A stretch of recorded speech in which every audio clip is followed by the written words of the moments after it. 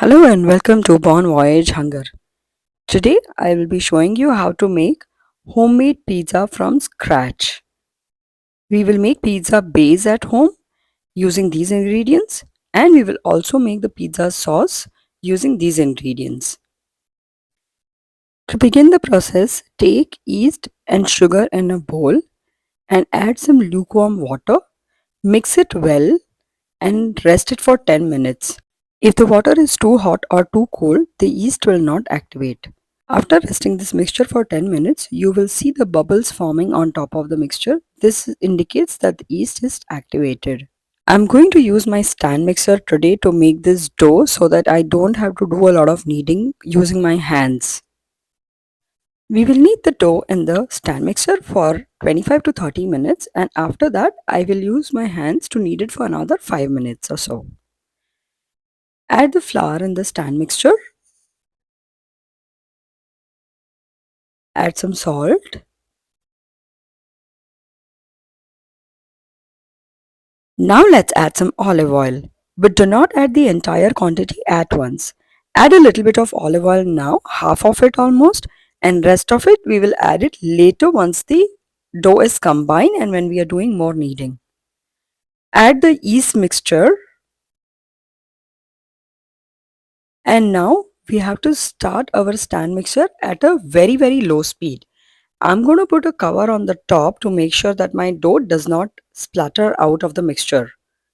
Start at a very low speed and then gradually increase the speed once the binding starts.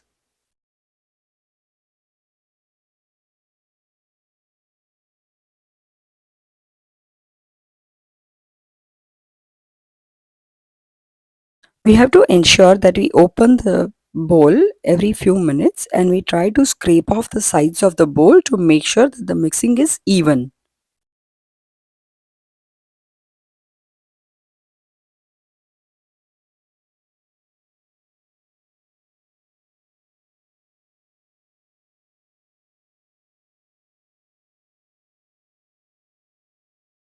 Now we will start adding little water at a time. I will not add all the water at once because I want to give the dough a little time to absorb the water and then keep adding the rest.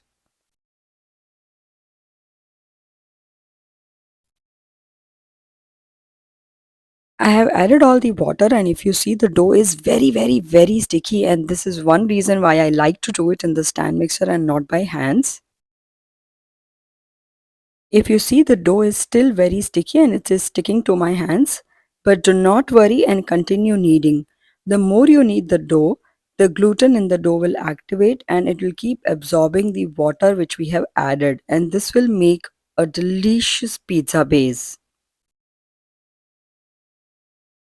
We will continue the kneading process for at least 25 minutes in the stand mixer itself, 25 to 30 minutes.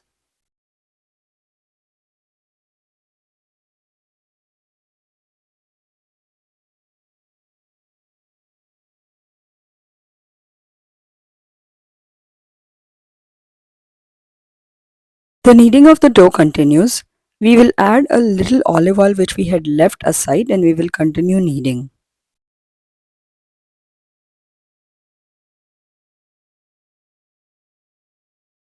Let's check now. If you see, the dough is still sticking to my hand, that means there's a lot of moisture in the dough. So we need to continue kneading this further. Do not get tempted to add any dry flour at this stage. Finish kneading for 25 to 30 minutes, and then if you think that you need a little bit, add a little bit of the dry flour. Just dust it. Don't even add. Just dust flour and then knead.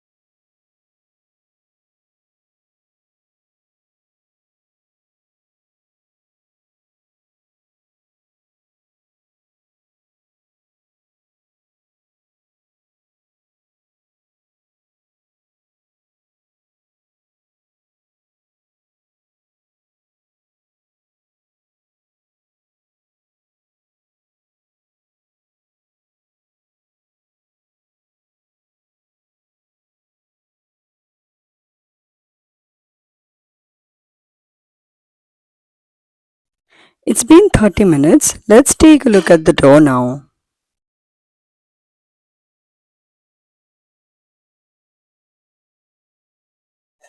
When I touch the dough now, it is not at all sticking to my hand.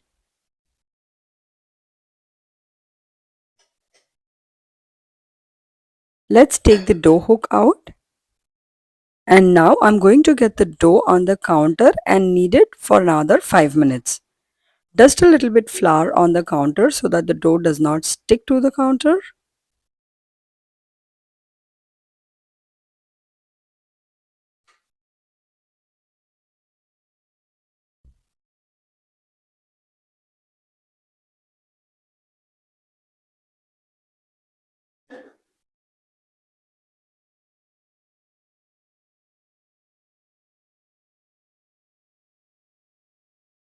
Once we take out the dough, I'm going to use the same bowl and going to grease this bowl with olive oil.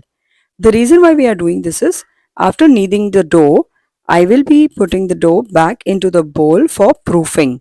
And if I add olive oil, if I grease the entire bowl with the olive oil, then the dough after proofing will not stick to the bowl.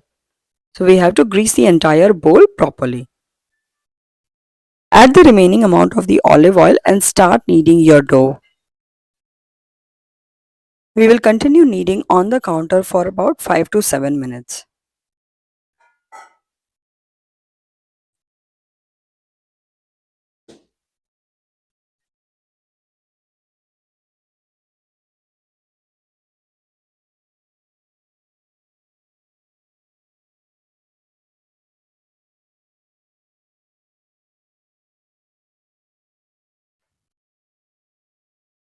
Our dough has become very smooth, absorbed a lot of water.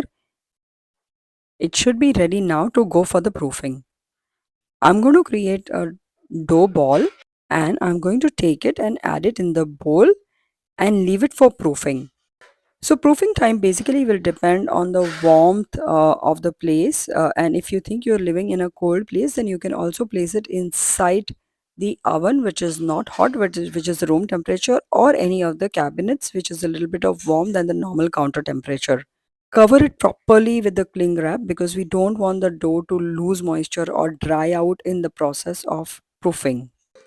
Now while our dough is resting, let's go and make some delicious pizza sauce. I'm going to make the sauce today from the fresh homegrown tomatoes.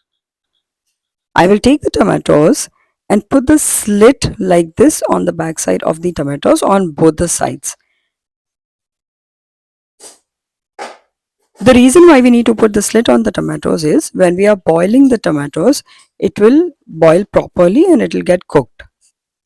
After boiling the tomatoes for about 10 to 15 minutes, the skin of the tomato will become tender and we need to remove the tomato skin.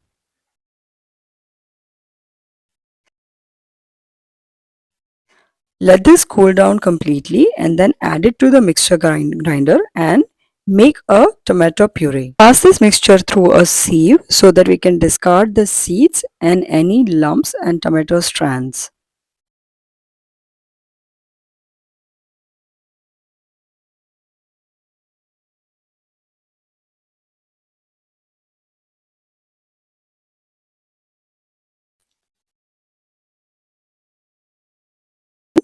Once the oil is heated, add some garlic to the pan and let it roast for a few seconds.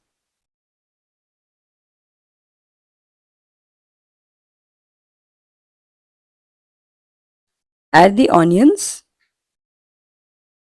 and let the onions cook until they become translucent.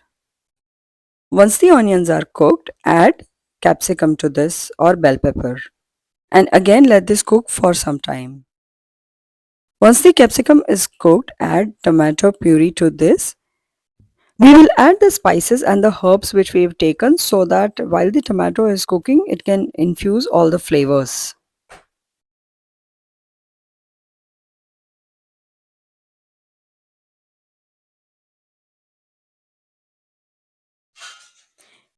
If your tomatoes are a little sour and if you want, you can add a little bit of sugar at this stage. But since I am using the homegrown tomatoes, they are very sweet and I don't need any added sugar to neutralize the sour flavor. If you see, this sauce is still not very thick, so we will have to let this cook properly so that the water can evaporate and it can become a little thick so that we can apply it on our pizza base. The sauce has been cooking for a while. Let's check the consistency now. This is perfect, guys. If I turn off the flame and let this cool down, it will become a little more thick. So while our sauce is cooling down for a while, let's go ahead and see what is happening with our dough.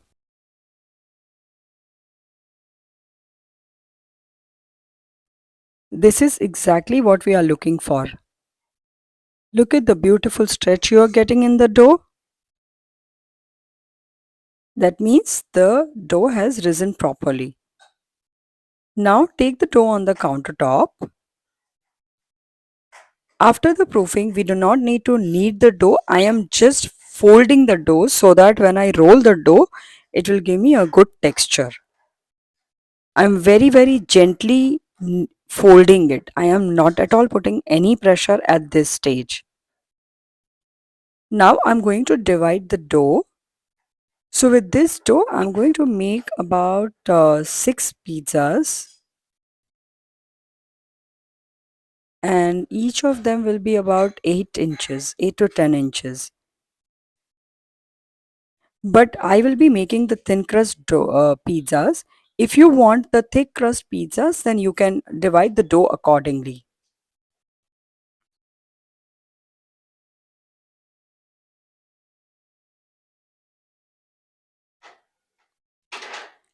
I will put the extra dough balls back, and I will use one dough ball to make one pizza so that I can show you how do I roll the pizza.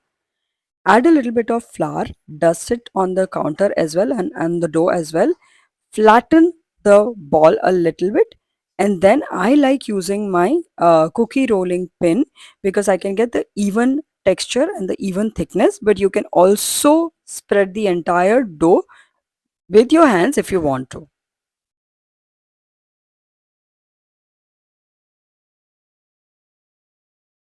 This is a little time consuming process because the dough is stretching, and the moment you stop rolling it, it will come back to its shape. But be patient and keep rolling it. If you see the thickness, I am making it really thin crust, but this will rise a little bit when it goes into the oven. This is very thin crust, and that's the reason I am taking it on my rolling pin before I put it on my pizza tray. I like to crunch and fold up my edges a little bit so that when I'm adding the pizza sauce, it does not spill over on my tray. Now add the pizza sauce and the toppings of your choice and cheese on this flattened pizza dough and bake it in oven at 475 Fahrenheit for 12 minutes. This delicious pizza will be over in less than 10 minutes in my house. My family loves it so much. Try making this delicious pizza and let me know in the comments how you and your family liked it. Thank you for joining me on this journey today.